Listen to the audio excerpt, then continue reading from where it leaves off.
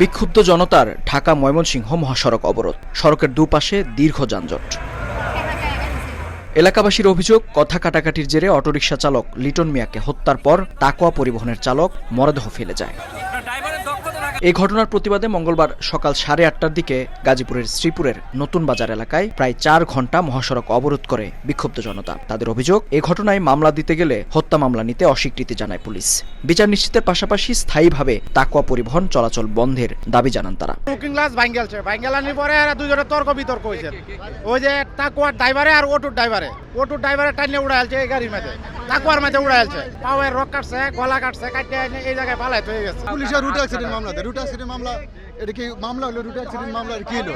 এটা root accident না। এখন মামলা নিয়েছে, আমাদেরকে বলছে রাস্তা ছাইরে দিচ্ছে, মামলা নেওয়া হয়েছে। সেনাবাহিনীর সহায়তায় বিচার নিশ্চিতের আশ্বাসে অবরোধ তুলে নেন স্থানীয়রা। পুলিশ জানায়, এই ঘটনায় এরই মধ্যে একজনকে আটকের পাশাপাশি বাস জব্দ করা হয়েছে। সংশ্লিষ্ট বাসের ড্রাইভার আটক আছে, বাসও আটক আছে কিন্তু।